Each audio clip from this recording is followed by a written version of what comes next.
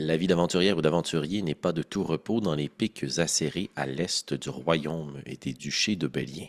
À travers la chaîne de montagnes, Prétessé XIV a tenté de se frayer un chemin et a fait la rencontre d'Iskandar Satchakov, un compagnon de fortune qui se joindra à elle l'espace de quelque temps ou plus long. C'est ce que le destin leur révélera. Cependant, pour l'instant, ils joindront leurs forces puisque tous deux sont à la recherche de réponses à des questions qui, elles, sont différentes. Est-ce que leurs chemins se croiseront suffisamment longtemps pour qu'ils découvrent comment ils peuvent s'entraider l'un l'autre, ou bien est-ce que Prétessé restera refermée sur elle-même de peur de laisser libre cours au secret qu'elle sait qui l'habite? Eh bien, pour le savoir, il faudra écouter l'épisode de ce soir. Bonne écoute.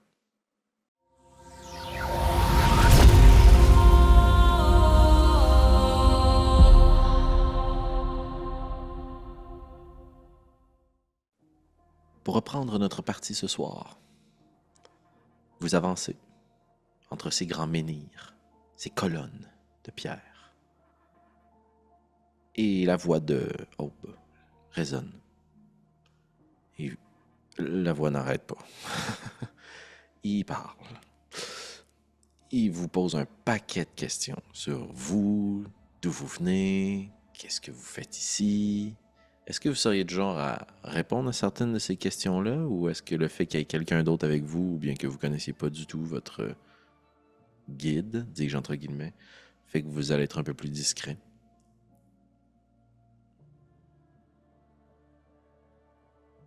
De mon côté, je crois que je viendrais quand même à partager la base. Dans le sens, comme je dis, initialement, je me suis déjà présenté comme chevalier d'Aiglefort.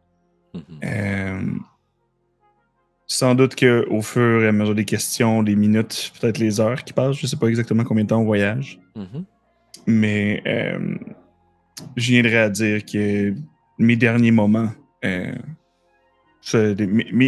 ma dernière affectation m'a amené à Val-de-Noix. Ok, très bien.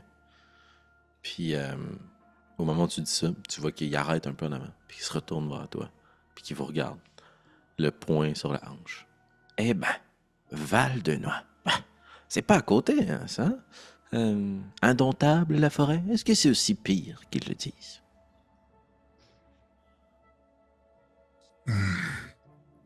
Vous pouvez même pas imaginer. Ah, quand même. Je veux dire, la montagne ici, c'est pas très hospitalier non plus. Dans ce cas-ci, vous pouvez imaginer. Il semblerait que vous avez deux grands problèmes dans la forêt. En tout cas, c'est ce que l'on raconte ici, si l'information qu'on nous envoie est exacte. Mais ma mère a toujours de bonnes sources. Il semblerait que vous avez un problème de loup et un problème d'arbres qui mangent les gens. C'est vrai, ça? Qui sait? Qui sait? Eh bien. Et vous, vous êtes déjà allé Val-de-Noix?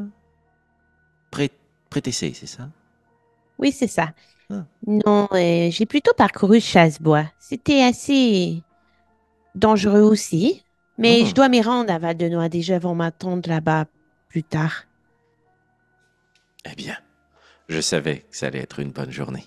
C'est le soleil, le matin, les premières lueurs. Elles me font grâce de leur présence. Et ce matin, ils avaient un petit quelque chose de spécial. Un petit quelque chose du genre, deux personnes qui doivent se rendre à Val-de-Noix vont se rencontrer en plein milieu de la montagne et c'est moi qui vais les rencontrer en premier aussi. Un petit quelque chose du genre. On dirait presque que c'était prévu. Qui sait?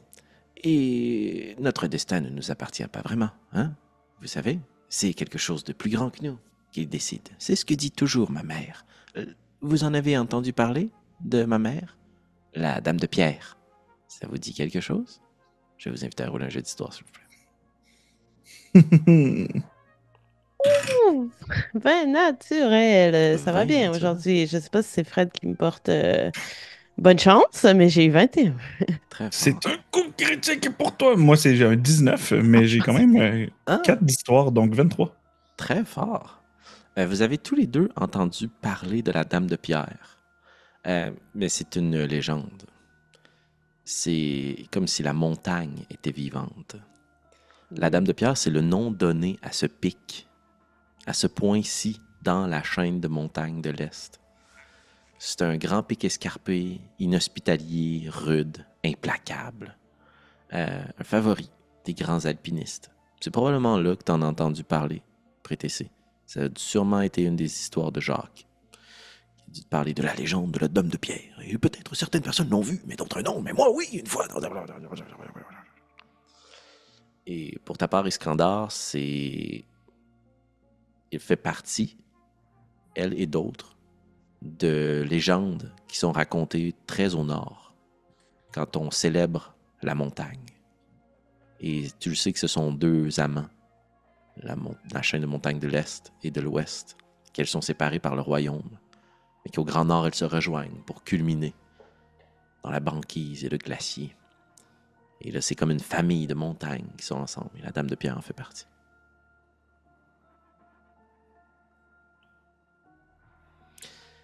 Oui, mais bon, de toute façon, vous n'êtes pas ici pour entendre ces conseils, vous êtes ici pour vous rendre à nulle part. Mais avant de se rendre, comme je vous disais, j'ai un petit quelque chose à aller porter à minuit, alors c'est juste ici. Puis pointe le ciel, et de toute façon, ce sera bientôt son tour. Parfait, suivez-moi, nous sommes presque rendus. Puis il s'en va pour poursuivre, à moins que vous vouliez l'interrompre pour lui poser une question ou autre. Habité par toute cette curiosité, qu'est-ce que vous devez aller lui porter? Oh, ça semble urgent. Peu gênant. Non, c'est pas urgent. Eh bien, c'est vous, en fait. C'est vous que je dois aller lui porter. Pardon? Oui, non, mais ne vous en faites pas, il ne vous veut aucun mal, tout comme moi. Nous avons besoin de votre aide. Et, voyez-vous, nous avons chacun notre flanc de la montagne. Je suis évidemment à l'est et je m'occupe de la gestion et du contrôle des espèces vivantes. Et puis vous remarquez que sa gueule s'ouvre et que ses dents sont soudainement assez proéminentes. Et en dépit de sa nonchalance et de son attitude un peu débonnaire, c'est quand même un félin de 150 livres en avant de vous sur deux pattes, là, qui ça fait comme 4-5 fois qu'il se subtilise et qu'il disparaît. Puis vous n'êtes pas chez vous. Et minuit, elle s'occupe du flanc nord, le plus près de notre mer. Celui la plupart du temps aussi qui n'est pas exposé directement, le plus froid. Et dernièrement, nous avons un petit problème de contrôle de gestion des espèces vivantes et autres au flanc nord. Et notre mère nous a refusé catégoriquement de s'en occuper directement. Alors Minuit cherche quelqu'un pour faire son travail.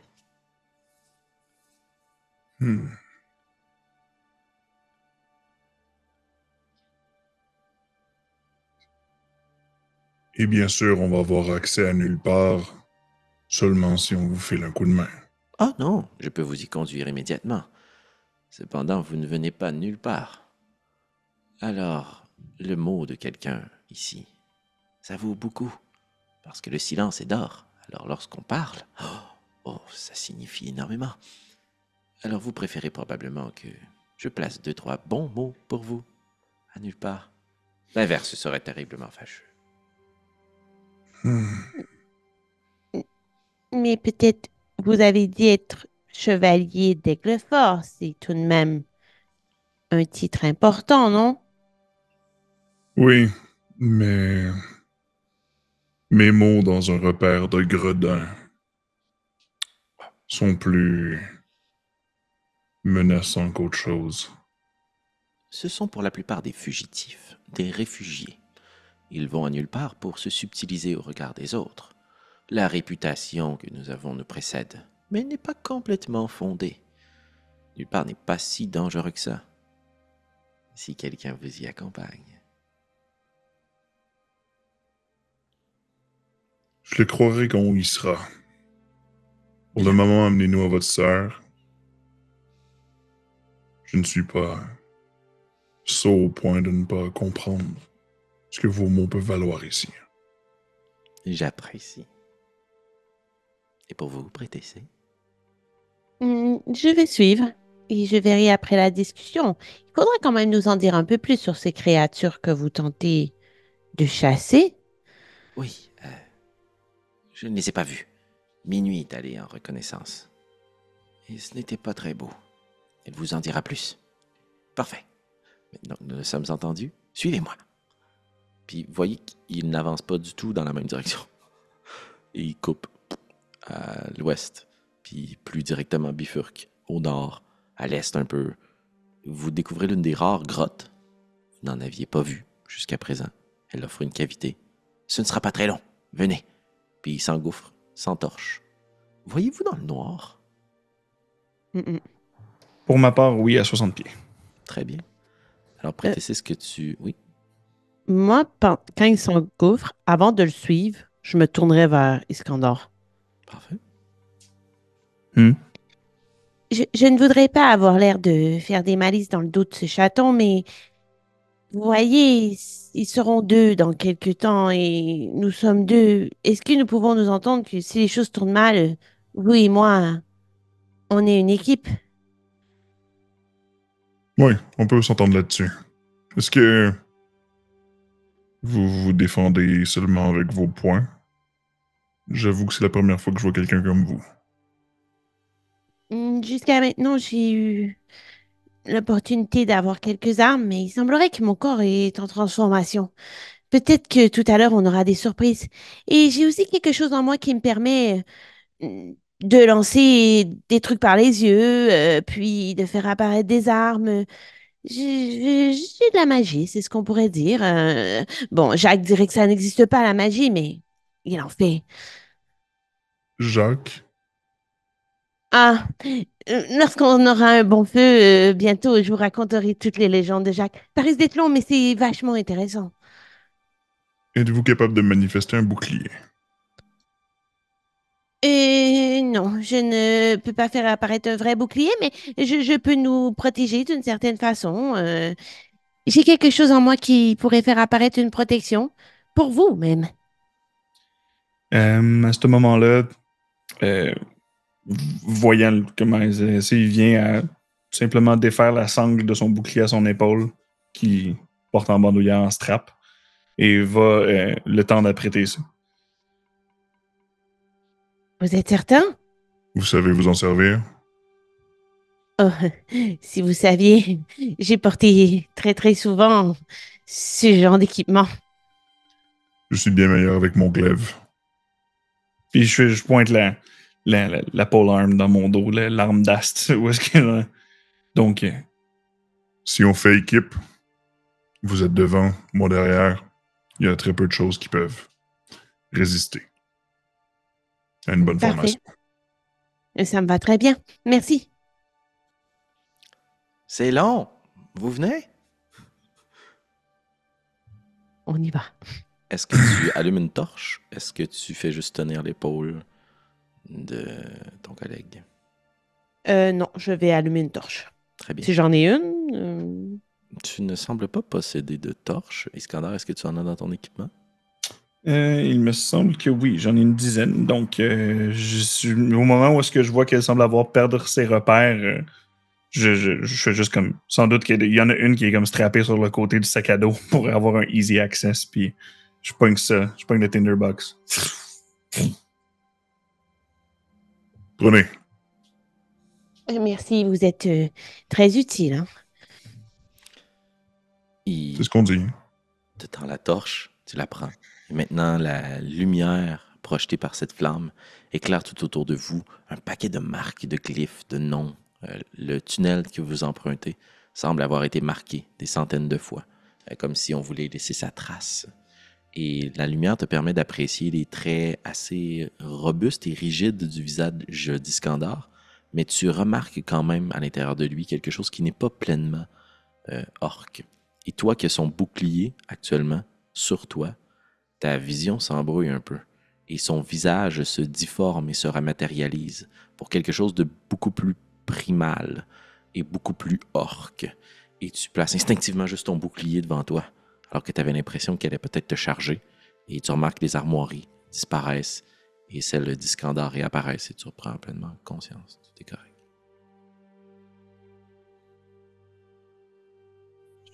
D'accord.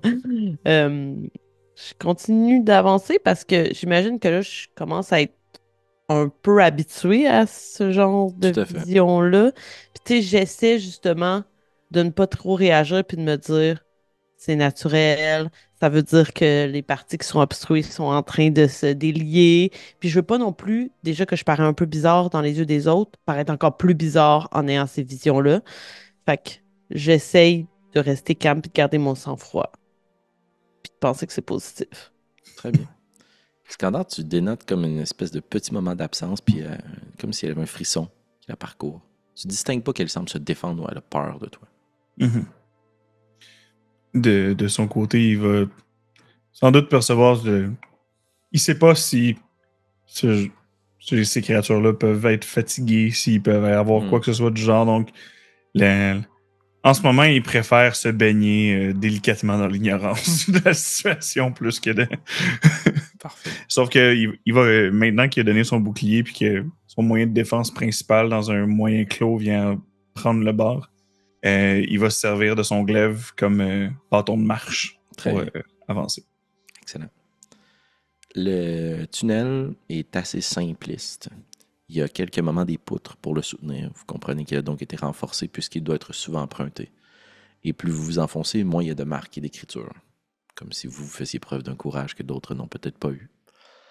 Et la lumière finit par se repointer le bout du nez. Et vous n'avez pas vu d'embranchement ou d'embouchure. Et vous ressortez à la lumière du jour dans le creux d'une montagne. Comme si l'eau et le temps avaient façonné des chardrons et des marmites au creux de toutes ces grands pics. Et vous êtes comme dans une plaine ou une petite clairière à l'intérieur de ces escarpements. C'est légèrement plus agréable. C'est de petites rocailles au sol qui recouvrent le plancher. Vous êtes bien. Et Aube est là. Alors? Eh bien, si vous avez besoin, nous pouvons prendre un moment ici, se reposer, casser la croûte. Je peux, puis il pointe juste un autre tunnel, je peux aller chercher Minuit et la ramener ici. Ça semble un bon plan. Est-ce que vous mangez? Alors que je sors un morceau de viande séchée, puis je le split, mais je suis pas sûr. Je n'en ai pas besoin. Gardez-le pour vous. À tout de suite. Puis il part à vive allure, là, vraiment plus vite qu'avec vous quand il vous guidait.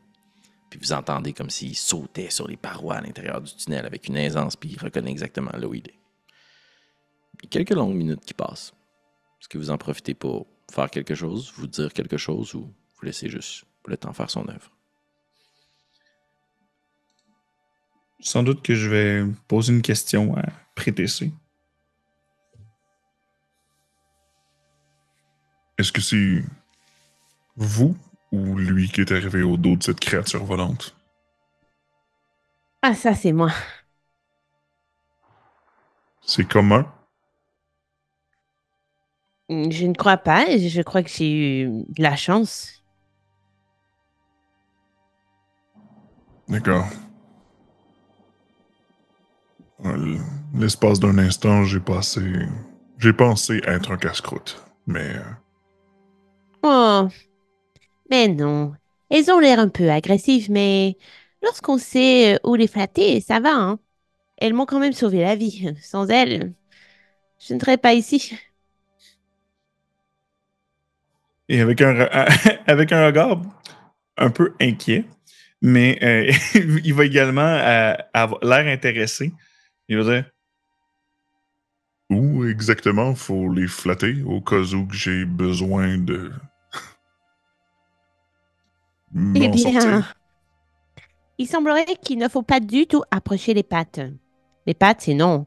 Mais lorsqu'on touche le dos, la colonne vertébrale, elle est très proéminente. Donc, c'est facile, ça fait des petits vallons. D'accord. Je suis plus habitué avec les chevaux, mais on verra avec. Non, en fait, j'espère juste pas recroiser ce genre de truc.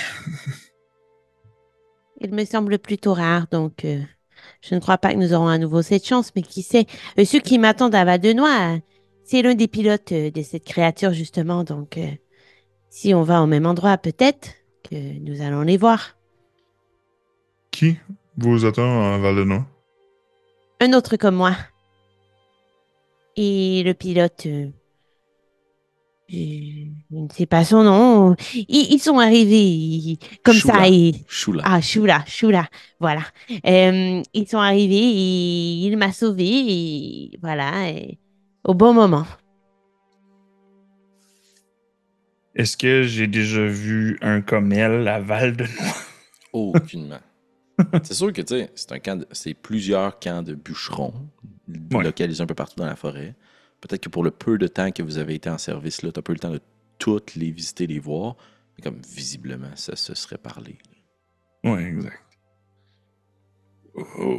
Pour le moment, il va regarder sceptique, mais il va faire... D'accord. Dis-moi. Puis, il va penser un peu à voix haute. Quel genre de créature qui pourrait poser problème ou vivre dans ce genre d'environnement-là? Tu sais, pendant mon escapade que je marchais au niveau de la montagne, si je pourrais reconnaître, soit, mettons, des traces de griffes qui ont été sur les arbres ou ce genre de choses-là, qu'est-ce qu'on viendrait affronter qui pourrait être problématique dans le coin. Ici, dans la montagne, tu veux dire? Ouais. Probablement des grizzlies, ce genre d'autres créatures, ou des grands félins. Le danger principal, c'est la montagne elle-même. Tu as plus de chances de te casser un pied puis juste d'être pris au beau milieu de nulle part. Ok, parfait. J'espère qu'il va nous amener à bon port après. Est-ce que vous lui faites confiance? C'est la première fois que je rencontre un grand chat comme ça. Je crois que j'en ai peut-être vu un ou deux sortant de la faille quand j'ai passé proche de Fort-d'Orient, mais ce n'est pas très fréquent non plus. Alors que vous avez cette conversation et cette discussion, il y a quelque chose qui sort du tunnel à toute vitesse et qui court dans votre direction. Que faites-vous? Le bouclier devant moi. Je brace la lance. Je suis prêt à agir, mais en ce moment, je sais aussi que le chat est supposé revenir. Très bien. La chose en question court dans votre direction. C'est une grande boule noire, très très rapide, qui court comme ça en grattant le sol. Puis au moment où tu places le bouclier devant toi, puis tu plances ensuite ton glaive au-dessus pour l'accueillir, elle freine, puis elle ne peut pas ralentir tellement elle allait vite, donc elle fait juste sauter sur les différents murs, et elle se place de vous, puis passe de 4 pattes rapidement à 2. Avec un simple petit pagne qui pend à la taille, et un couteau à cette ceinture. Elle vous regarde, très fière. Vous ferez l'affaire. Ça me semble parfait. La formation militaire, la complicité, je n'ai même pas pu vous surprendre. J'ai exactement besoin de vous, et vous ne le savez peut-être pas, mais vous avez besoin de nous. Je suis Minuit, la sœur de l'aube. Bienvenue. Bonjour. Bonjour. J'en déduis à votre armure et vos armes que vous n'avez pas peur de vous en servir, ou bien êtes-vous l'un de ces nombreux chevaliers d'apparat? Je me tourne vers Iskandar. Moi, je pense pas que ça s'adresse à moi. Son armure, dans le sens, elle n'a pas de rouille, mais elle a été visiblement débosselée à maintes reprises. Et il va juste répondre. Il va falloir que vous portiez un peu plus attention aux détails. Je n'ai même pas besoin de regarder votre armure. Il suffit de voir vos mains. Elles sont usées. Elles ont de la poigne. J'aime. J'aime aussi les gens qui vont droit au but. Et je suis l'une d'entre elles. Alors, trêve d'entourloupette. Voici pourquoi j'ai besoin de vous. Et voici ce pourquoi vous auriez besoin de moi. J'ai l'immense privilège que ma mère m'a confié la responsabilité de sa façade. Le Nord. J'ai le triste désarroi de vivre dans la partie la moins hospitalière et de n'avoir que comme compagnie les quelques bergers et leurs nombreuses chèvres de montagne. Tout le plaisir, toute la sueur, tous les échanges, tous les murmures et les secrets, il se passe avec mon frère Zénith, au sud de la montagne. Zénith ne s'entend pas très bien avec l'Aube, mais il s'entend très bien avec moi. Des 9, nous sommes les 2 avec la meilleure complicité. Je pourrai aisément vous faire rentrer où vous voulez, et peut-être même vous dissimuler de qui voudrait vous voir. Bref, une recommandation de ma part ici vaut plus que la plus grande des bourses et la plus lourde. Et Iskandar, je vais t'inviter à rouler un jet de perception, s'il te plaît. Je roule du feu ce soir, je viens de brasser un 18. Tu vois qu'elle tend sa main vers ta bourse. Je vais juste mettre ma main dessus en la regardant. Vous avez l'œil, en plus. Ne vous en faites pas. Je n'irai pas plonger mes sales pattes. C'était simplement pour vous montrer mon exemple. Ici, il faut avoir des yeux et des oreilles partout. Et vous semblez en avoir. Alors c'est très bien pour moi. Et ce sera très bien pour vous. Bien, tape avec sa petite griffe. Ting, ting, sur ton armure. Bon, j'avais dit que je ne me laisserais pas emporter par vous, mais j'ai besoin de vous. Parce que l'un de mes voisins, l'un de ceux que je protège, l'un des bergers, il est mort. Et son troupeau a été complètement ravagé. Lorsque je m'y suis aventuré, croyant peut-être qu'il s'agissait du travail de certains malfrats qui peinaient à entrer à nulle part, ou bien peut-être une créature ayant la rage, j'ai constaté quelque chose qui m'a glacé le sang. Les chèvres avaient été tuées, mais ils n'avaient pas été mangées. Et au lieu de leurs blessures, bien que leur chair était probablement encore chaude et le sang qui en coulait aussi, les plaies étaient recouvertes de verre, moisies, comme si un mal profond s'était emparé d'elles. J'ai quand même une certaine dose de courage et le goût de l'aventure. Alors, je me suis approché de la maison du berger.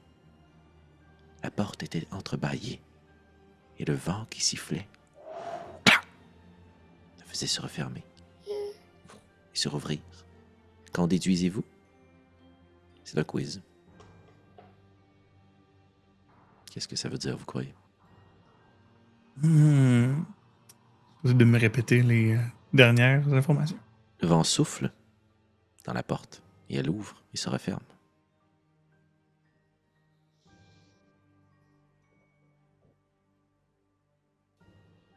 On lui a dérobé quelque chose? C'est une bonne piste. Si une porte soufflée s'ouvre et se referme, c'est que la serrure a été brisée.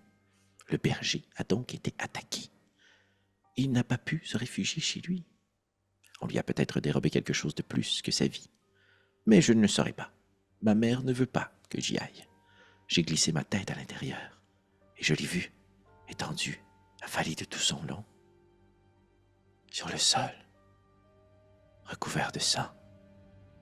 Une odeur de soufre imprégnait l'air et la moitié de son corps était ensevelie sous la terre, comme si quelqu'un avait essayé de l'enterrer chez lui. Lorsque j'ai partagé tout ceci à ma mère, elle m'a catégoriquement refusé l'accès. Et elle tente de convaincre mon frère de recruter certaines personnes pour régler le problème pour nous. Mais cela réduirait notre importance et notre puissance ici dans la montagne. Notre poigne féline s'effrite. Les 9 n'ont plus l'effet qu'ils avaient avant. Mais bon, voyons si vous pouvez nous aider d'abord avec ce problème et on verra pour la suite.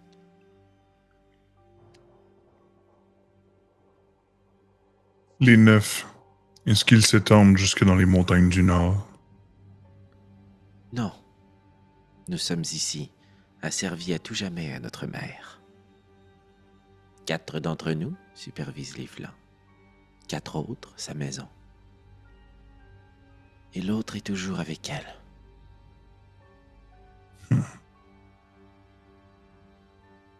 D'accord.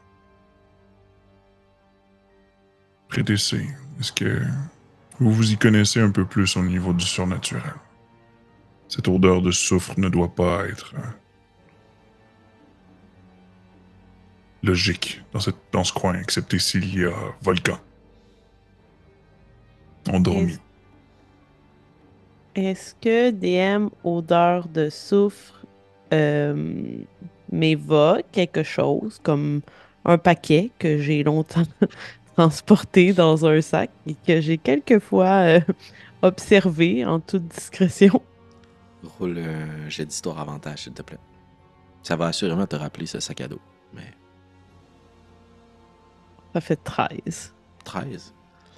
Ça te rappelle le sac. Mais le sac ne le sentait pas tout le temps. Juste à certains moments où tu le sentais plus chaud, plus agité. Donc si, en jetant un coup d'œil à travers la porte, comme ça a senti le soufre, ça doit être immense, là, ou intense, ce qui a créé ça. C'est probablement pas, en d'autres termes, un autre sac.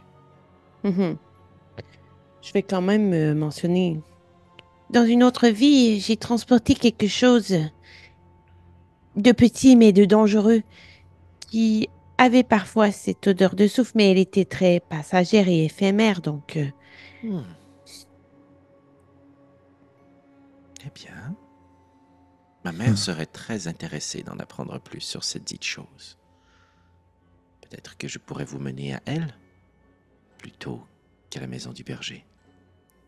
Ou nous pourrons aller la voir après que vous ayez réglé notre petit problème. Je préfère quand les gens m'en doivent une, plutôt que l'opposé. Commençons avec votre problème. C'est une très bonne idée. Ma mère sera fière de moi. Et de vous. Allez, suivez-moi. Restez sur vos gardes. Il n'y a que les chèvres ici qui ne perdent pas pied. Et moi, elle s'en va. Et elle semble s'engouffrer dans un tunnel dont vous voyez déjà l'autre extrémité. Est-ce que vous la suivez? Oui. S'ensuit une espèce de course-poursuite contre votre guide. Puisqu'à l'inverse d'Aube, elle s'en fout de vous attendre. Elle va courir puis elle va revenir. Fait que si vous perdez, vous la perdez de vue. Vous continuez juste à marcher. Puis elle vous rappelle dans la bonne direction, sur le bon chemin. Et ça vous fait perdre un temps précieux, là. Mais ça vous démontre aussi un peu son attitude envers vous. Là où Aube était comme très attentionnée, elle, pour elle, vous êtes un outil, là, un jouet. Et vous marchez une bonne heure. Et la marche est un peu plus exigeante que ce que vous avez parcouru précédemment. Je vous invite donc à rouler un jet de l'athlétisme, s'il vous plaît, ou un jet de sauvegarde de constitution. Je ferai les deux.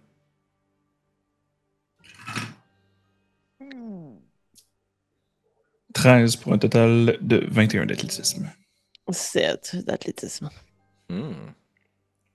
Très bien. Avec ton 7 d'athlétisme, toi qui n'as pas besoin d'air pour respirer, tu sens quand même que ce qui te compose est mis sous pression, là. C'est une marche exigeante. Pas suffisant pour avoir un point de fatigue. Je te rassure. Je te voyais venir, là. Ouais. Mais suffisamment exigeante pour que tu perdes un peu trace là, de dans quelle direction vous allez. Tu es concentré sur mettre le prochain pied. Oui, ta boussole interne, c'est exactement c'est où le nord. Là. Mais comme si tu essayais de revenir rapidement sur tes pas, tu te perdrais un peu. Puis les visions que tu as sont de plus en plus intenses puis prennent de plus en plus la place de ta propre vision. Et pour la première fois de sa vie, Prétessé ressent de la fatigue. Mais ce n'est pas supposé exister en toi. Comment réagis-tu à ça? J'imagine que je tente pas tant de le cacher, parce que pour une fois, j'ai l'air d'être comme les autres. Tu sais, je veux dire, j'en ai vu des humains, des alphelins, des nains fatigués après une journée d'aventure. Puis moi, j'ai jamais pu vivre ça. Puis même si, à la base, on entend c'est négatif, je me sens comme, hey, finalement, je suis peut-être pas si différente. Fait que je tente pas de le cacher, mais évidemment que je trouve ça difficile. Puis je veux pas ralentir le groupe, mais j'imagine que ça a quand même un impact sur la vitesse à laquelle on se déplace de vivre un peu cette difficulté-là. Tout à fait. Iskandar? Je l'ai vu à quelques reprises dans votre première partie des campagnes d'Obélien. Dans le sens que de donner de l'aide à quelqu'un, de dire, moi, roule à des avantages, et dans ce genre de situation-là, Pas pour qu'elle s'applique en ce moment, mais sans doute que Prétessé, quand tu vois que tu ralentis le groupe, Iskandar va rapidement, en fait, puis de manière très instinctive, au moment où ce que tu sembles rusher à monter sur une roche, te tendre le bras pour grimper. Pas besoin d'un jet d'insight sur la situation. Tu vois qu'il est habitué de travailler en équipe. Il y a les parcelles que tu as vues de quelqu'un qui travaille seul à quelqu'un qui travaille avec des gens, lui semble être quelqu'un qui est habitué d'être avec des gens. Donc, moindrement que tu viens rusher, il y a un bras qui se tend, qui tire vers un petit peu plus haut pour regagner un peu de cadence, si on peut dire. Puis moi, dans ça, je pense que par le passé, j'ai souvent été celle qui servait et qui aidait. Fait que d'être dans la position d'être celle qu'on sert et qu'on aide, c'est vraiment un changement assez radical pour moi. Puis je pense que je l'apprécie. Puis alors qu'il tire ton bras pour justement t'aider à grimper plus facilement, un petit escarpement, Iskandar, ça te rappelle Décimir. Tu es toujours un peu à la traîne, puis tu vois que non seulement il t'aide à relever, mais dès que minuit se retournerait pour vous regarder, il cloche. Tu sais, comme il veut pas entacher ton honneur ou donner l'impression que tu n'étais pas assez forte pour grimper. Que tu le veuilles ou non, Iskandar, c'est juste purement un réflexe. Là. Ça paraîtra pas. Ça paraîtra pas qu'il a besoin d'aide. Et minuit revient vers vous. C'est ici. Puis à pointe, un petit peu plus haut, dans la montagne. Et vous voyez une toute petite habitation, fouettée et frappée par le vent. Vous regardez cette habitation. Et il y a quelque chose de confortable qui semble s'en dégager. Bien que vous savez que c'est un lieu dangereux, là. Ça vous a été annoncé, vous le savez. Perché ici au milieu de nulle part, cette petite chaumière-là, ça doit être confortable. Il fait donc froid. Vous sentez que le vent vous fouette un peu plus intensément. Je vais vous inviter à rouler un jet de sauvegarde de sagesse, s'il vous plaît.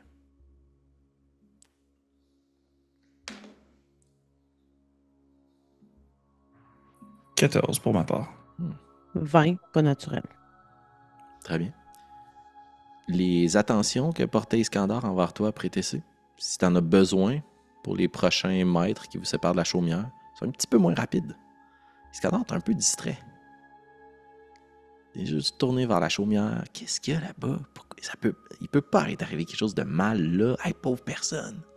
C'est tellement beau. Elle avait la plus belle vue. Puis tu te pars, puis tu regardes en contrebas, puis il y a des nuages en dessous de vous, tellement vous êtes haut. Puis c'est impossible à tes yeux qu'il y ait quelque chose de grave qui se produise ici, le calme. Quand on t'a dit que tu serais réaffecté à Val-de-Noix, un peu cette vision-là que tu avais du bois autour de vous, ça s'est présenté totalement différent, mais là, tu trouves le refuge que tu cherchais.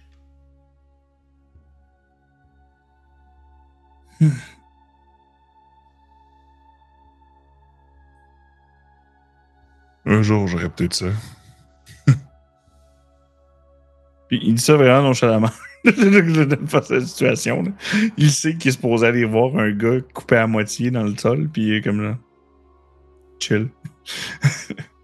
Je vous le souhaite, mais j'espère que vous ne connaîtrez pas la même fin. Oh, oui, c'est vrai, c'est vrai. Est-ce que je remarque qu'il est un peu comme perturbé ou c'est juste un drôle de commentaire. C'est un drôle de commentaire. Ça vous va? Est-ce que c'est la première fois que vous allez voir un cadavre? J'imagine que non, chevalier d'Aiglefort. Non, j'en ai malheureusement un peu trop à mon actif et subi également. Mais je sais pas, ça. Si c'était pas de ce qu'on s'est fait dire, c'est un beau coin. Vous trouvez pas? Oui, je suis d'accord. Moins que lui, quand même. Et il y a quelque chose qui vient rajouter au fait que tu trouves pas que c'est un beau décor. Parce que vous avez continué un petit peu sur le chemin qui vous sépare. Minuit vous attend derrière. Puis tu remarques le premier. Ou la première, plutôt devrais-je dire. Chèvre. Ça fait quelques jours que la carcasse a été tuée peut-être. Elle est là, à côté sur une pierre. Le sang a séché, la pierre est noircie, brune. Il y a le bruit des mouches qui tournent autour. Et sur la plaie qu'elle a dans le flanc, qui a été fatale, il y a plein de vers qui en sortent, puis qui tombent sur le sol tout autour, puis qui rampent un peu partout à travers la rocaille et les pierres, puis disparaissent, comme si elle essayait de percer la montagne. Je crois que je vais empêcher un peu Iskandar d'avancer. Puis je vais dire, Je ne sais pas, peut-être que c'est une maladie. Voyez-vous, de ce corps de métal, je ne peux pas tomber malade. Donc, peut-être qu'il vaudrait mieux que j'observe avant que vous avanciez et que vous soyez vous-même contaminé. C'est tout de même étrange, non? Puis moi, de mon côté, Félix, je vois les mêmes choses. C'est juste le sentiment Tout que à j'ai fait. face à l'endroit. Ok. Puis plus tu vas avancer, plus ce sentiment-là, cette impression de confort puis de bien-être va disparaître puis va s'estomper. Ok. Tu sens que le lieu, puis tu prends conscience que le lieu a essayé d'avoir une emprise sur toi de confort, de bien-être, de garder sur place. Puis plus tu avances dans cette déchéance, ça disparaît. L'odeur de la morbidité prend place sur celle des fleurs. C'est moi ou... On dirait que l'endroit essaye de nous appâter à venir ici. est-ce que moi j'ai ressenti puis j'ai résisté ou j'ai juste pas ressenti? Ça t'a passé 100 pieds par-dessus la tête. Je crois que c'est vous. Avant qu'on s'approche, j'aurais vu ma retraite ici, là, alors que je sais pertinemment ce qui s'y trouve. Je ne voulais pas vous juger, mais effectivement, votre commentaire était un peu étrange. Non, vous êtes pas folle.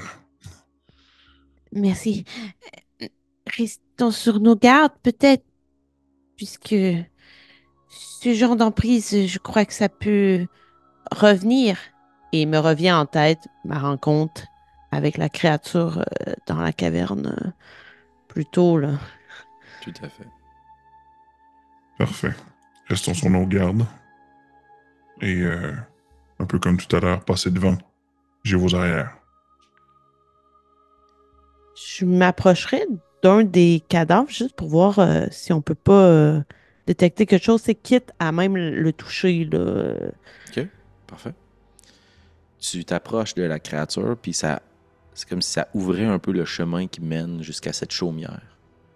Et quand tu tournes le coin, le bruit est la première chose qui te frappe.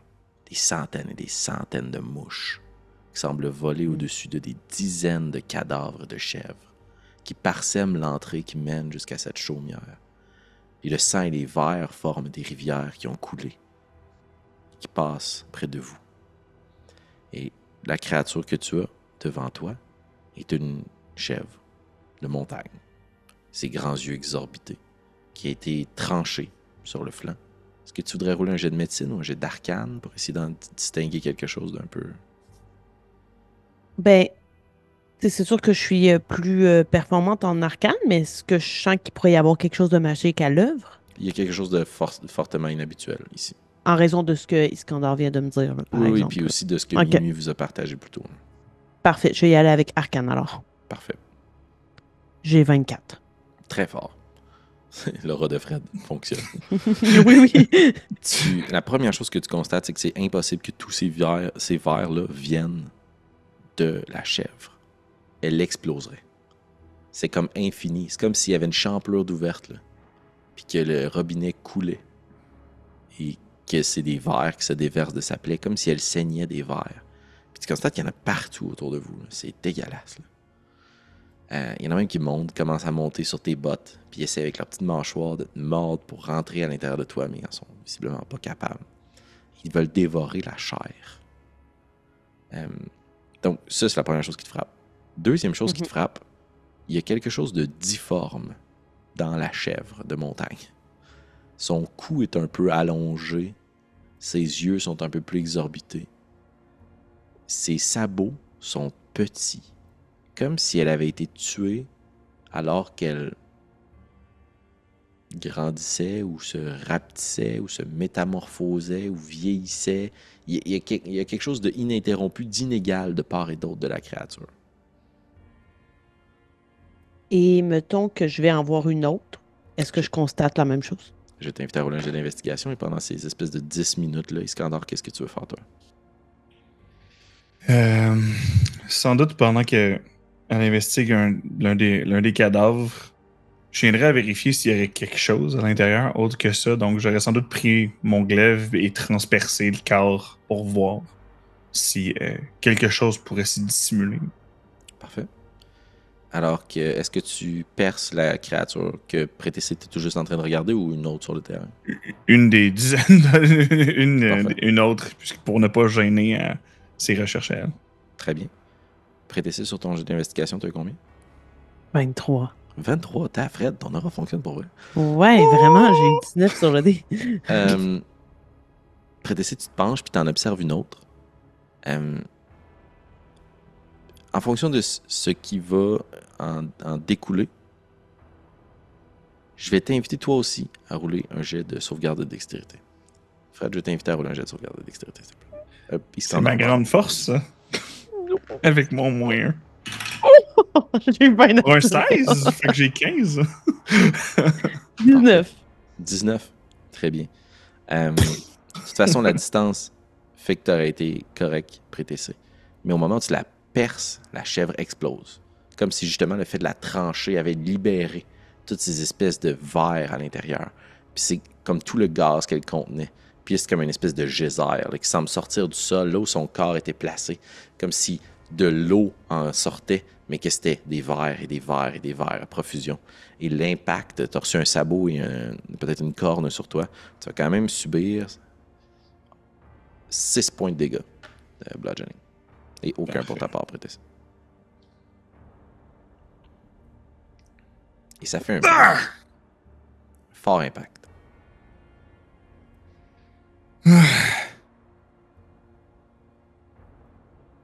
Faites attention. Oui, c'est ce que je constate. Essayez de les laisser tels quels. Est-ce que de mon côté, j'ai constaté que l'autre chef que j'observais a vécu les mêmes métamorphoses? Ouais. Exact. Ce que j'allais te permettre de trouver grâce à ta réussite critique, je pense, sur ton jeu d'investigation. Non, ça c'était sur mon jeu de sauvegarde de dextérité. Excuse-moi, tous tes jeux sont tellement bons. Tu constates 3 choses.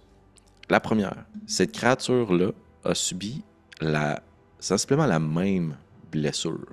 Elle est tranchée du flanc, de la base du cou, jusque à sa cuisse. Vraiment pour en ouvrir le ventre. Elle est disposée, comme toutes les autres, sensiblement de la même façon. Morte sur le flanc, la blessure vers le ciel. Et il y a des vers qui en ressortent. Mais ce que tu constates de profondément effrayant, en ayant dépassé le 20 sur ton résultat, c'est qu'à la place d'un de ses sabots, la pointe de ses sabots se transforme en des ongles, comme si c'était de la peau humaine. Il y a une des pattes de chèvre qui est en train de se transformer, qui était le résultat d'une transformation d'une main humaine.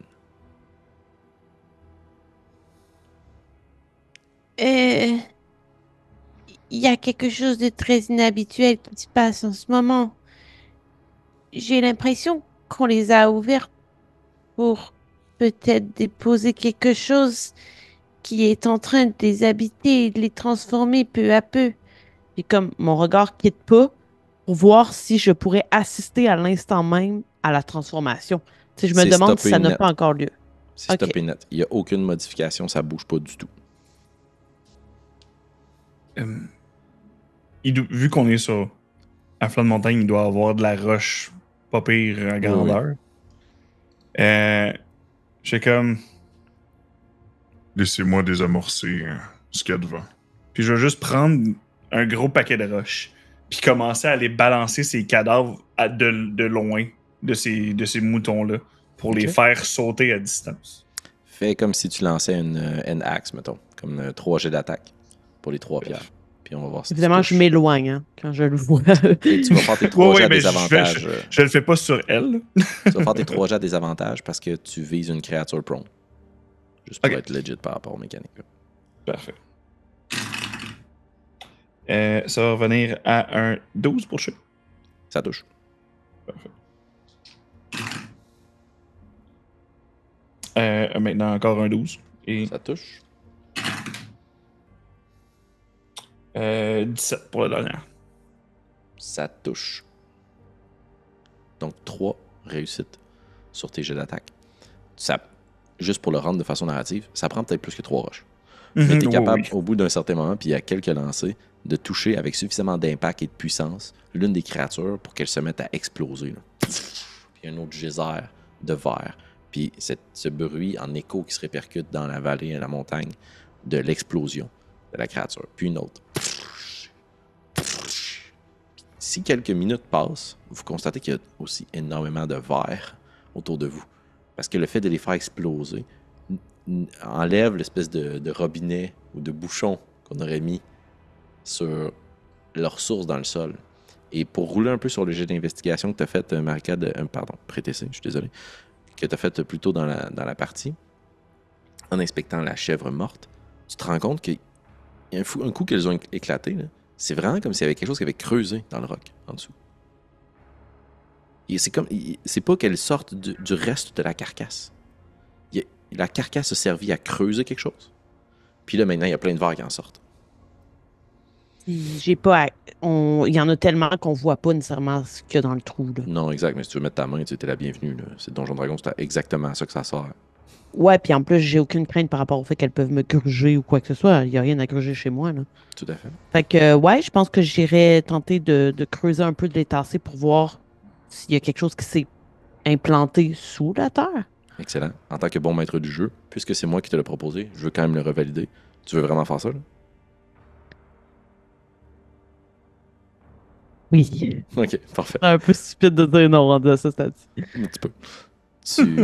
Tu vois qu'il y a un des geysers à proximité. Il y a plein de verres qui en ressortent, là, puis ils rampent, là, puis vous commencez à en avoir là, presque à mi-mollet. Tellement qu'il y en a pas genre vous marchez dans un océan, là, mais comme il y en a tellement autour de vous qu'il y en a qui commencent à vous grimper sur la jambe. Là. Et puis ils grimpent. Là. Et tu prends une respiration, puis tu plonges ta main à l'intérieur. Et c'est chaud. Ça bouge, c'est agité. Est-ce que tu continues? Je touche à rien? Non, il semble juste avoir des verres. Le trou continue. OK. T'es rendu à peu près à le poignet, mettons.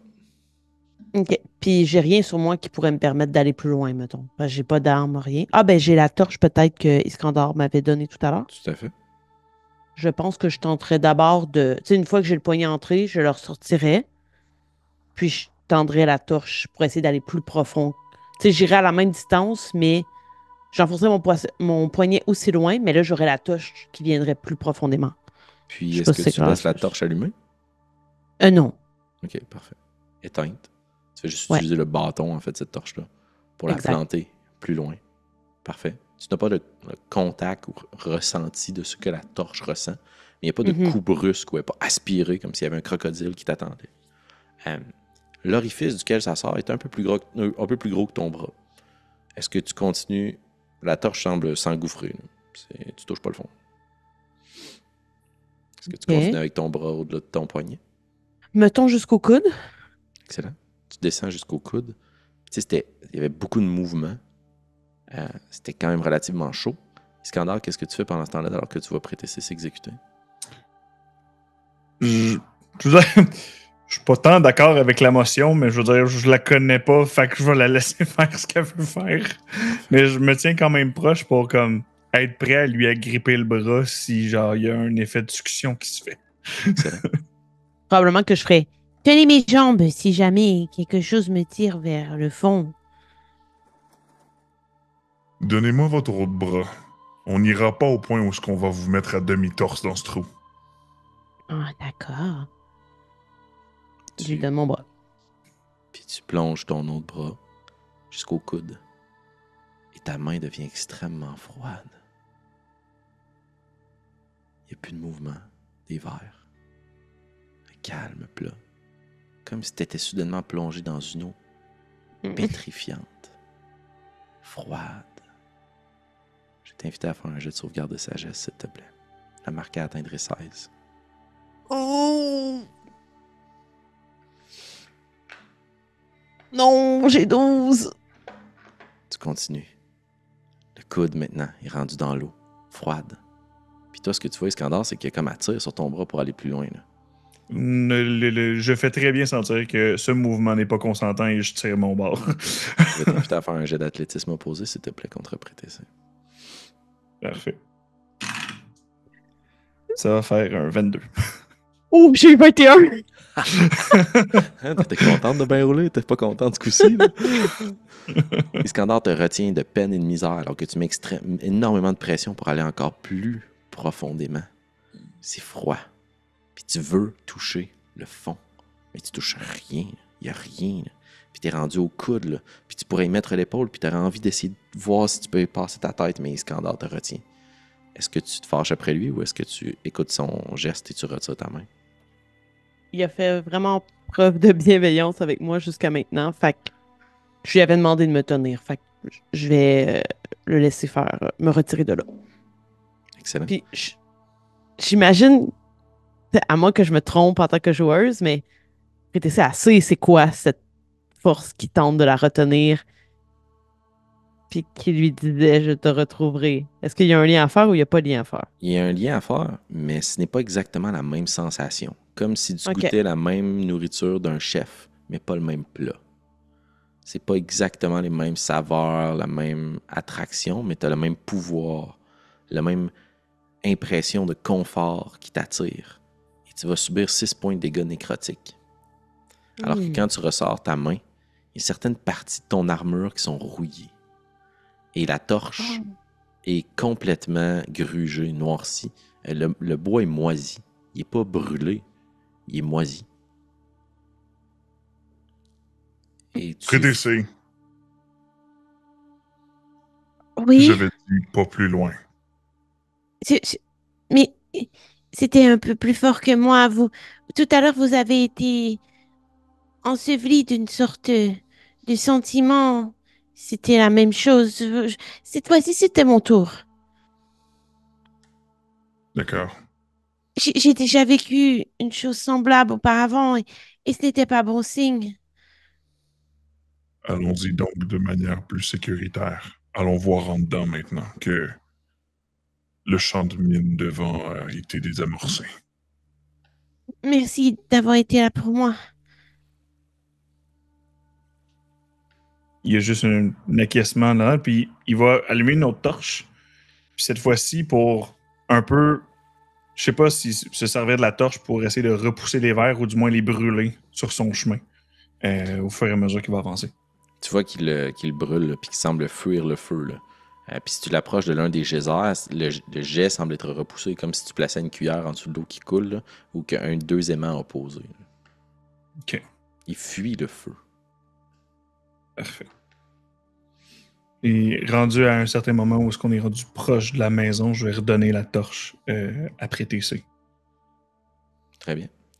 C'est une petite habitation qui ne doit pas comporter plus que 2 pièces. Probablement une partie de la poutre centrale qui tient le toit est divisée avec 2 murs pour former une chambre et le reste c'est une cuisine et une salle commune, des barras, rangements et autres. C'est pas très grand et vous voyez exactement ce que vous décrivez minuit. Le vent souffle et la porte s'ouvre, grince puis reclaque. Toc! Toc! Est-ce que vous voulez investiguer, regarder pour quelque chose, faire un bruit avant de rentrer à l'intérieur? Sans doute en fait que je vais comme prendre un bâton ou quelque chose pour coincer la porte pour qu'elle reste ouverte. Très bien. Tu prends l'une des branches à proximité et probablement le bâton du berger qui est à côté sur le mur de la porte. Puis clac, tu coinces à l'entrebâillement. Donc tu la places à l'angle des pentures pour la laisser ouverte. Elle arrête de claquer, puis Puis toi, ça bloque pas ton entrée et ta sortie. Prêtez-c'est. Je crois que je vais me tourner vers Iskandar. Et je vais lui dire juste avant qu'on entre. Est-ce que vous me faites confiance? Si c'est pas de se mettre la main dans un trou rempli d'hiver, oui. Ça nous aura servi quand même. J'ai récolté un peu d'informations en prenant ce risque, non? Que vous ne m'avez toujours pas dit. Et je vais prendre mes deux mains puis les mettre sur le visage de Iskandar et approcher vraiment mon visage du sien. Et si tu me laisses faire, bien entendu. Au début, il est confus, mais il est comme... Go. C'est pas la chose la plus bizarre que tu auras vue aujourd'hui. C'est ça. Et probablement, si le DM me le permet, que mes yeux ne seront plus rouges pendant un instant, ils vont devenir très, très lumineux. Et je fais faire un nouveau sort, qui en français est traduit comme un phare d'espoir. Et en fixant Iskandar, ce que ça va faire, en fait, c'est choisir n'importe quel nombre de créatures à portée. Pendant la durée du sort, chaque cible bénéficie d'un avantage au jet de sauvegarde de sagesse et récupère le nombre maximum de points de vie possible quand je lui donnerai des soins. Fait que pendant 1 minute, moi, ce que je veux vraiment, c'est que s'il y a quelque chose, encore une fois, qui tente de l'affecter au niveau de sa sagesse à l'intérieur de la cabane, ben, qu'il y ait au moins un avantage. Parce que moi, c'est ma force. Mais là, lui, tantôt, je l'ai vu là, se faire affliger de ça. Donc, je veux lui comme être le phare de l'espoir pour lui, puis l'encourager à pas se laisser manipuler. C'est magnifique. Je vais te remettre un point d'inspiration. Oh, merci! Voilà, Et- donc je t'éclaire pendant un instant. Et au moment où est-ce que tu vois ça, tu vois une lueur qui vient à venir dans les yeux, non littéralement, mais plus un regain, une étincelle en fait, qui semblait être éteinte depuis un certain moment. Puis tu vois qu'il prend son glaive, puis il fait comme... Vous me faites confiance? Oui. On est ici pour se débarrasser d'un truc. On y va. Et tu vois, à ce moment-là, il prend son glaive, arrive devant, et il va chercher le cadavre qui est supposé être ancré à moitié dedans, et se fier sur qu'est-ce qu'il a vu un petit peu plus loin. Puis il va se servir de son glaive pour essayer de pousser le cadavre pour libérer l'accès et être prêt à attaquer. Très bien. Disons, puisque tu vas te révéler à certaines choses à l'intérieur, que tu rentres avec le glaive devant avec l'intention de percer ou de libérer ce qui sera à l'intérieur du cadavre du pauvre bougre. Parfait. Tu rentres dans la pièce. Ça ouvre un petit peu la porte. Tes yeux s'acclimatent tranquillement à la noirceur. Tout est brisé. C'est sans dessus-dessous. Partout, le chaos. Sauf à un endroit. La dépouille qui a été plantée à l'intérieur du sol, dans le salon, où cette pièce vide. On a travaillé la terre comme si un chien avait raclé le sol avec ses griffes. Pour l'enfouir très gauchement, il y a une jambe et un bras qui en ressortent, mais surtout la tête. Placé, le visage vers le ciel, la gueule grande ouverte, de laquelle pousse une fleur. Une seule et unique rose noire sort de sa bouche. Et tu vois une espèce de petit peu de pollen qui en ressort, comme si elle avait un souffle.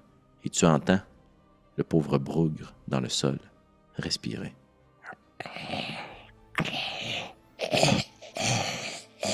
Très, très péniblement. Il est visiblement mort, mais maintenu artificiellement en vie pour que quelque chose y pousse. Alors que tu voudrais tendre ton glaive pour le planter dans la créature, je t'invite à faire un jet de perception. Et toi aussi, prêtez-c'est. Moi, ça me donne un 19. 9 seulement de mon côté. Tu jettes un regard dans la pièce, Iskandar, à la recherche de quelque chose. Et tes yeux se portent sur l'une des poutres qui est sous-jacente ou attenante au pilier principal qui maintient la chaumière. Et vouché sur l'une des poutres, il y a juste une créature à grandes cornes noires qui te regarde. Un corps humain, la main à côté sur la poutre, les jambes repliées sur elle qui se terminent en sabot. Puis elle rit d'un rire décharné. et tu vois que sa queue fouette. Puis elle va te fouetter au visage. Il va avoir une attaque contre toi et je vais vous inviter à rouler ensuite de ça l'initiative. Iskandar, ton initiative? D'un gros 10. Et pour ta part, Prétessé? 8, lige sur tes... non, 7. 7, pardon, moins 1. Parfait. Déjà, ça rajoute des points. Parfait, très bien. Tu entends le bruit de la queue de la créature qui semble fouetter du haut de sa poutre. Et Iskandar a le réflexe militaire de tout simplement reculer, de placer son glaive devant. Et tu entends le bruit d'impact de la queue sur le glaive d'Iskandar. Et ça aurait fait très mal. Mais heureusement, tu es capable d'éviter cette première attaque et la surprise qui l'accompagne. Cependant, tu recules un peu dans les ombres, Iskandar. Tu te tasses de la porte ou est-ce que tu aurais reculé à l'extérieur? J'aurais reculé pour qu'on reprenne la formation. Prétessé qu'on avait établi de bouclier devant et moi juste derrière. Parfait. Tu es dans l'entrebâillement de la porte, donc à moitié à l'intérieur de la maison. Puis tu as Prétessé qui est derrière. Non, tu as Prétessé qui est devant toi, en fait, dans votre formation. Oui, dans la formation. Donc, techniquement, je lui laisserais le chemin pour... puis je lui dis tout simplement... Cornu au plafond. Parfait. Si ça saigne, ça se tue. Puis tu te retournes et tu te places juste derrière. Donc, vous êtes tous les deux à l'extérieur de la maison. Très bien. Parfait. La créature, tu entends un bruit sourd, comme si quelque chose de très lourd qui pesait sur la poutre, et elle disparaît de ta vision, alors qu'elle saute sur l'un des murs pour se cacher juste au-dessus de vous. Iskandar, c'est à toi. Prétessé, tu permets. Puis, je tends la main pour prendre la torche. Prétessé, tu le laisses faire, oui? Oui. On n'a jamais dit que ça devait rester debout. Puis je fais juste crisser. Pitcher, lancer la torche sur le toit du building pour que ça puisse commencer à s'incendier. Excellent. Si vous avez un D6 à proximité, je vous invite à le sortir et à le placer sur la face 3. Dans 3 tours, la maison sera en feu. Prétessé, c'est à toi. Oh, excuse, est-ce que tu avais d'autres choses que tu voulais faire avec en fait, je vais juste dire comme... Allez, sors, sale chien! Puis je vais juste me préparer avec la formation de Prétessé. Très fort. Prétessé, c'est à toi. Donc là, on ne le voit plus? Tu ne le vois plus. Si tu ne rentres pas dans la pièce, tu ne vois rien. OK.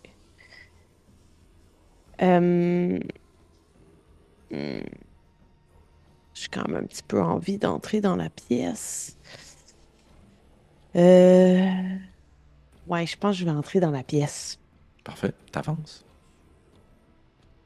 Excellent. Pour tenter de le voir. OK, parfait.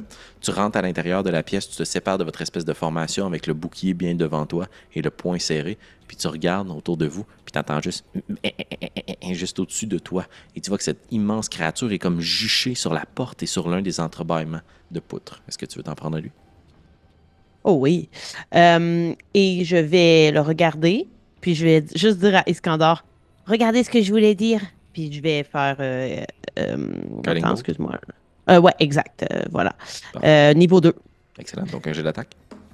Ouais, exact. Félix, est-ce que tu peux considérer que je t'ai été en diagonale pour que si elle rentre, elle soit quand même à un 5 pieds autour de moi? Oui, parfait, pas de problème. Parfait. Ça fait 24 pour toucher. Ça touche. Roule tes dégâts.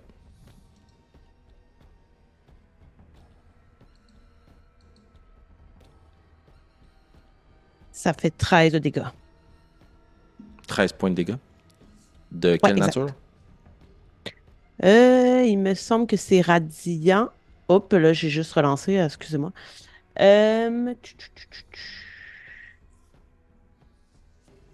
Où est-ce qu'on voit ça? Il est juste marqué dommage, mais je vois pas... Radiant damage. De ah, voilà, radiant. parfait. Parfait, excellent. Donc, tu vois Iskandar que Prétessé fait juste regarder au-dessus de la porte, puis elle se retourne vers toi, puis elle te parle de façon bien nonchalante. Là. Tu vois ce que je voulais dire? Puis ses yeux qui étaient rouges comme semblent se vider pour devenir 100% rouge. Il n'y a plus de pupille, d'iris, quoi que ce soit. Elle a juste les yeux rouges, puis elle se recule, puis ses yeux laissent émaner une grande lumière, et le toit est complètement déchiré. Tu entends la créature qui bugle à l'intérieur. Tu peux me répéter les dégâts, s'il te plaît? Prétessé. 13. 16. Non, 13. 1, 3. Tu as bien fait de répéter. Très bien. 13 points de dégâts, la créature hurle sous l'impact. Et si elle avait envie de rester à l'intérieur pour se cacher, ce sera autre chose maintenant. Que fais-tu? Prétessé avec le fin de ton tour. Est-ce que tu ressors? Elle est assez à distance pour pas que j'aie une attaque d'opportunité. Elle est juste au-dessus de toi, ça va provoquer une attaque d'opportunité. Ah, OK. Ben, tu sais, vu que j'ai avancé, Iskandar est quand même derrière moi. Oui, tout à fait. Je ferais quand même juste replacer mon bouclier pour qu'il reste protégé derrière moi, mettons. Excellent. Mais je reculerai pas. Tu ne recules pas. Très bien. Parfait. Fin de ton tour. Vous pouvez descendre le jet de 3 à 2, s'il vous plaît. Yeah. La créature qui est au-dessus de toi semble être agitée. Elle fait bouger sa queue comme pour essayer de trouver une faille dans ta protection. Et tu vois qu'elle va sauter de nouveau pour se rendre sur la poutre principale, provoquant ainsi une attaque d'opportunité pour toi. Et si je ne m'abuse, pour toi aussi, Iskandar. Compte tenu qu'elle est derrière la porte, je vais quand même améliorer son AC pour lui donner l'équivalent de comme un 3/4 cover. Parfait. Est-ce que elle, dans ses intentions, elle semble vouloir attaquer Prétessé de sa nouvelle place? Pas directement là. Elle semble avoir autre chose derrière la tête. Okay. Pour le moment, je ne prendrai pas la réaction de mon côté. Parfait. Prétessé pour ta part. Est-ce que tu prends la réaction et tu l'attaques? Je pense que oui, surtout que j'ai un nouveau truc qui permet que lorsqu'une créature provoque une attaque d'opportunité, là, j'imagine que c'est quand moi je peux faire l'attaque d'opportunité, oui, je peux réagir en lançant un sort. Très bien, vas-y. Je vais donc lui faire, là, je peux pas la toucher, il faudrait que ça soit à distance, j'imagine. Dans le fond, puisque c'est une attaque d'opportunité, c'est touché. Ah ouais, ok. Ben dans ce cas-là, je vais tenter de faire le cantrip. Shocking Grasp. Poigne non. Non, c'est pas un cantrip, excusez-moi. C'est Inflict Wounds. Donc, je vais le faire niveau 1. Infliger des blessures. Très bien. Lance ton jet d'attaque. Ouf. Est-ce que même si c'est une attaque d'opportunité, je peux utiliser un Channel Divinity? Je vois pas pourquoi tu pourrais pas. Est-ce que ça dit que c'est pour ton action, un Channel Divinity? Ouais, attends, je vais regarder parce qu'il y en a qui demandent effectivement une action. Je vais voir si celui-ci c'est le cas. Non, c'est marqué non-action pour le Guide Strike. Fait ajouter 10 à mon résultat. Très fort. Fait que dans le fond, ça serait 21 pour la toucher. Ça touche. Je serais un arbitre là-dessus. Ça prend ta réaction te donner le plus 10. Donc, vu que tu fais déjà une réaction pour faire le sort, tu peux pas. Ah, voilà. Très bien. Merci, Fred. Ah, bon, parfait. Ben, dans ce cas-là, ben, garde, je peux-tu utiliser mon inspiration? Oui, tout à fait. Je te le permets. Je veux la toucher. 20 naturel. 6 des 10 de nécrotique. C'est tellement bon. Parfait. Roule tes dégâts. Je vais le rouler 2 fois vu que les dégâts, je les fais directement sur... Ah ben, je vais juste doubler. Ça fait 22. Doubler. 22 dégâts. Ouh, aïe, ok. Puis si je peux, là, j'essaierai de pogner sa queue. Tu sais, d'infliger les dégâts sur avec quoi il a essayé de nous fouetter. OK, parfait. Tu es capable d'essayer de la gripper, mais tu vois qu'au bout d'un moment, elle commence à te percer les mains. Si tu la lâches pas, tu vas être blessé. Mais je vais pouvoir lui infliger tout ce que j'avais à y infliger. Tout à fait. Je la lâche une fois que je sens que je lui ai fait vraiment mal. Excellent. Tu vois qu'elle bug puis qu'elle semble visiblement mal en point. Elle voulait se repositionner pour te réattaquer, mais elle va t'étudier et c'est là que tu es surprise. Puisqu'il y a une autre créature qui se détache des ombres tout juste à ta droite et qui semble foncer sur toi et planter des griffes à l'intérieur de ton cou pour espérer en attirer une essence vitale. Elle n'a pas de corps, ce ne sont que les pointes des ombres qui t'attaquent et qui essaient de t'aspirer pour te mordre. « 18 pour toucher. Non, j'ai 19 avec le bouclier. Tu es capable de placer ton bouclier et de repousser l'assaut de cette créature. Et bien malgré toi, tu constates qu'il y a d'autres de ces ombres qui semblent avancer dans ta direction à l'intérieur de la pièce. Et l'espèce de créature chèvre sur la poutre rit. Et est-ce que c'était l'action de la chèvre? C'était l'action de l'autre créature. Et là, maintenant, c'est l'action de la chèvre. La chèvre... Vous allez devoir d'abord Ah, ok, parfait. Je me suis trompé dans la règle, mais pour l'instant, on va le faire comme ça, puis après ça, on va se rattraper. Je vais vous demander tous les deux de faire un jet de sauvegarde de constitution, s'il vous plaît. Parfait. Ça fait 17. Réussi. Ça fait 13. Réussi. Vous voyez que l'odeur de la créature, en dépit que tu n'as pas besoin d'air pour respirer, là, son apparence, le fait qu'elle dégouline de verre, vous horripilerait au point de vous infliger une certaine forme de dégâts, mais vous êtes capable de rester concentré sur votre mission et rassurer peut-être mutuellement l'un par l'autre. Vous résistez à cet assaut. Elle va quand même foncer dans ta direction puis va essayer de t'attaquer avec sa queue prêtée. 16 pour toucher, ça ne touche pas. La queue fouette sur ton bouclier et tu repousses son assaut. C'est à toi. Iskandar. Elle est rentrée à l'intérieur de mon range. Donc moi, à ce moment-là, je peux utiliser ma réaction pour la slam avec Polar Master. Elle a un reach de 5 pieds, donc oui, elle est à l'intérieur de ton range, en effet, t'as raison. Parfait. Donc j'y aiderai avec une attaque d'opportunité. Très bien. Pour un total de 16 pour toucher. Ça touche. Roule tes dégâts. Ça va donner un gros... Oh, maximum dégâts pour un 16. Et mon arme est +1, donc magique s'il y a une quelconque résistance. Tout à fait, bien vu. Tout à fait, bien noté. Tu plates ton glaive, tu le relèves et tu le rabats sur la créature, alors que tu es capable de creuser bien profondément dans sa clavicule, puis tu vois qu'elle regrette l'action d'avoir peut-être attaqué vers ta collègue Prétessé. Là, maintenant, elle est à proximité de vous. Elle va quand même tenter le tout pour le tout et se retirer.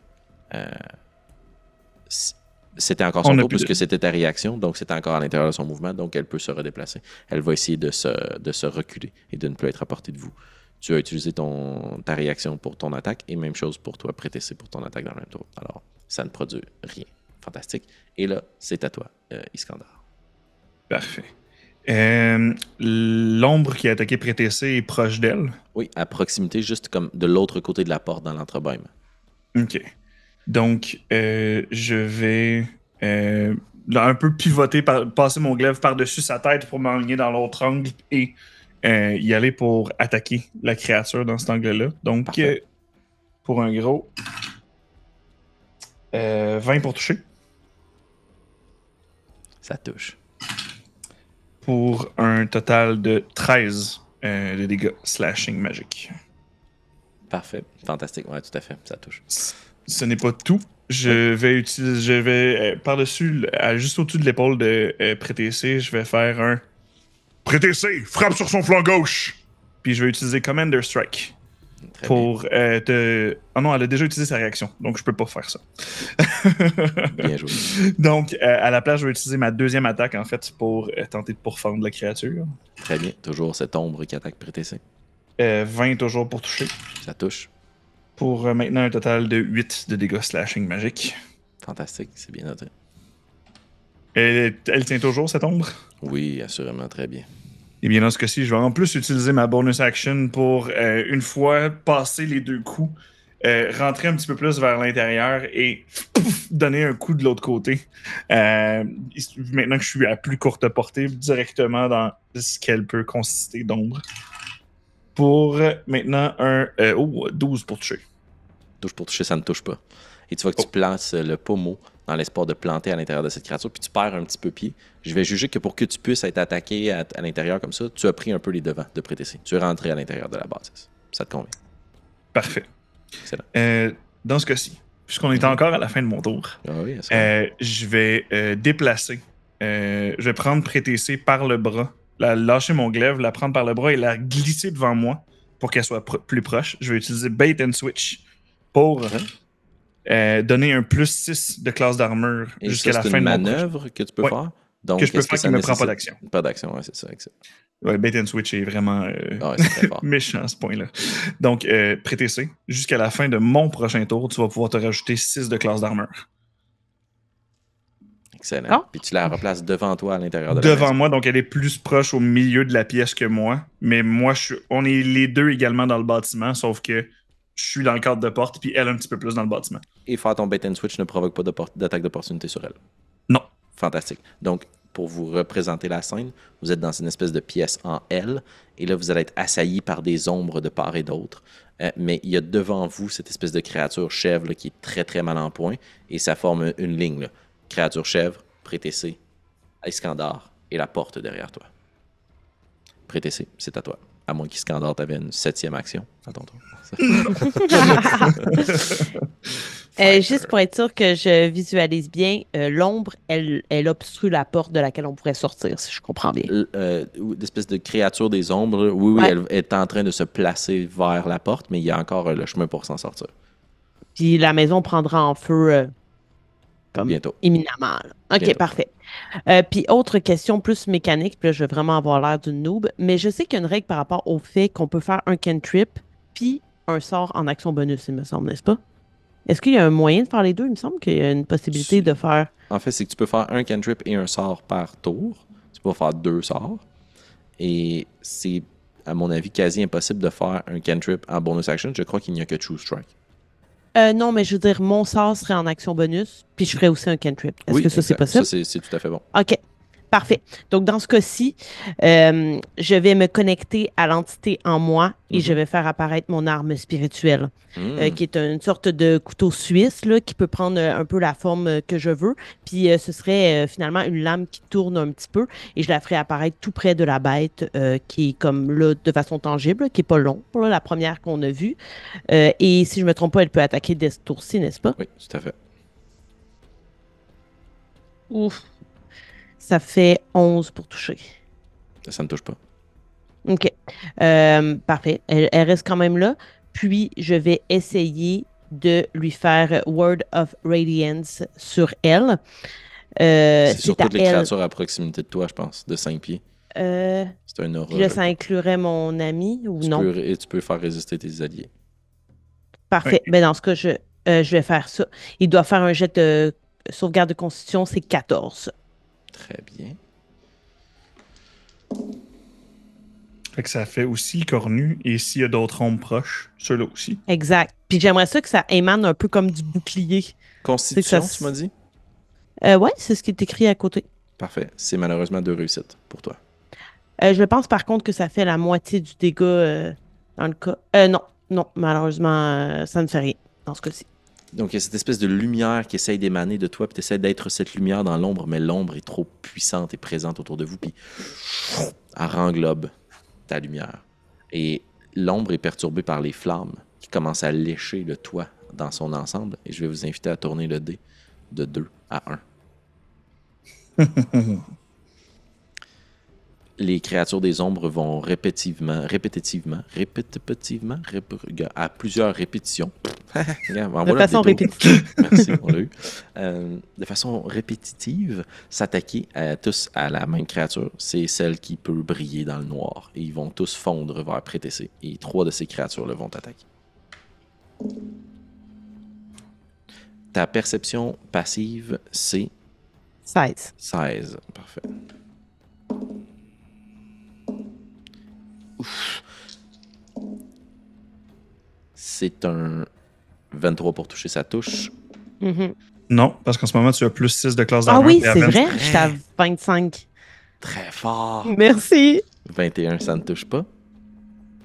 Et 20 ne touche pas non plus. Tous les ombres essaient de t'attaquer et de percer cette espèce de lumière qui t'englobe. Et juste la présence d'Iskandar, quelqu'un qui croit en toi, tu es capable de parer, de repousser ces ombres-là qui fondent sur vous. Est-ce que tu veux y rajouter une saveur, Iskandar? En fait, à chaque fois qu'il y a un mouvement qu'elle viendrait à pouvoir, hein, j'ai juste comme à m'accoter dans son dos pour mettre plus de pression pour que son cou vienne à bloquer un petit peu plus. De vraiment, au niveau de la synergie, de bouger dans le même temps qu'elle pour appuyer chacun de ses mouvements pour pas qu'elle se fasse frapper. Magnifique, j'adore. Je vais te donner un point d'inspiration. Et ces ombres-là essaient de foncer sur vous puis de vous englober et de vous attaquer. Et elles ne font pas mouche. Et il y a juste l'autre créature qui prend conscience que c'est la fin. Et qu'elle va probablement mourir. Et elle va hurler. Comme un cri inhumain de cette chèvre-là qui se répercute en écho dans les montagnes.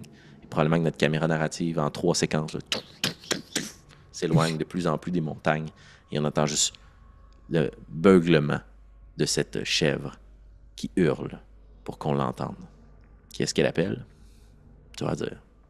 Il faut probablement que cette chose-là n'était pas trop loin. l'a entendu. Iskandar, c'est à toi. Alors qu'elle s'écrie, puis qu'en ce moment, elle est toujours à portée en avant de moi, je vais essayer de faire cesser le cri en pointant le glaive directement vers sa gorge et y aller dans cette direction. D'accord. Roule ton attaque. Pour un 22 pour toucher. Ça touche. Roule tes dégâts. Pour un total de 14. Elle devient molle sur ta lame et elle commence tranquillement à se dessécher. Sa peau s'ouvre comme s'il y avait, en façon accélérée, la décomposition de la créature devant vous. Et alors qu'elle tombe au sol, c'est comme si elle était rendue liquide. Là. C'est une flaque de verre qui s'étend un peu partout dans la salle. Et les ombres deviennent moins oppressantes.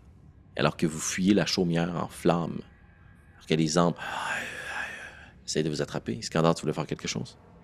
Est-ce que la rose était toujours au niveau du cadavre? Elle est toujours au niveau du cadavre. Avec ma deuxième attaque, dans ce cas, j'aurais essayé de couper juste le bas de la rose au niveau du cadavre pour essayer de la prendre et sortir en même temps comme Allez, prêtez ça et on sort! Roule un jet d'attaque, s'il te plaît. Parfait. 19. 19, c'est suffisant. Roule tes dégâts.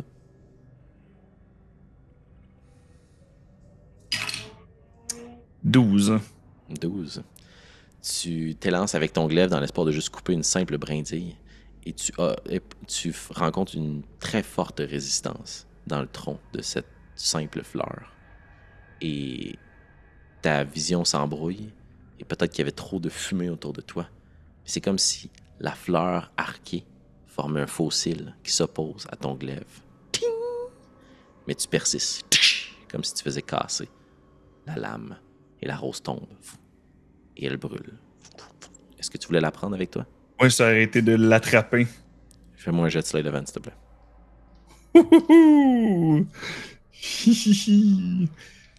Est-ce que si j'utilise Action Surge, je n'ai pas besoin de le faire? Parfait, je vais te le permettre. Parfait, parce que Slide of Hand, c'est pas mon forté, puis je veux réussir. Donc, j'ai utilisé l'adrénaline du moment pour juste comme... Puis il y a un petit peu le sang orc qui vient à comme... Il y a les veines qui viennent à sortir du cou avec l'excitation du moment pour...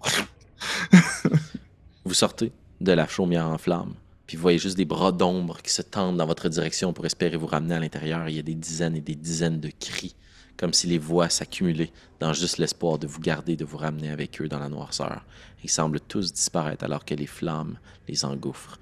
Et notre partie ce soir va se terminer sur une image très rapprochée d'une main très serrée, dont le sang coule, alors que tu as fermé ta poigne sur la rose pleine d'épines et qu'elle s'est plantée dans la paume du guerrier Iskandar. La fleur aura blessé le guerrier, mais il y a quelque chose de plus grave qui s'en prend à toi. Parce que tu entends juste un murmure qui provient des flammes. Tu es à moi. Et on va terminer notre partie là-dessus. Merci, joueuses, joueurs, d'avoir récolté des fleurs. Vous avez rendu un fier service à la Dame de Pierre. On espère que Minuit pourra mettre un mot avantageux à votre égard. C'est une rose qui sera bien cher payée. Merci Fred, merci Marika, merci à vous, chers auditrices et auditeurs, d'avoir été des nôtres. Restez à l'affût pour le prochain épisode de cette aventure des Duchés de Bélier. On va poursuivre aussi notre aventure de ce côté-ci de la montagne, mais de l'autre, sous peu, et les histoires s'entremêleront. Elles seront aussi bien ficelées que maintenant le destin d'Iskandar et de cette chose qui fait pousser des fleurs. À très bientôt, à la semaine prochaine. Ciao!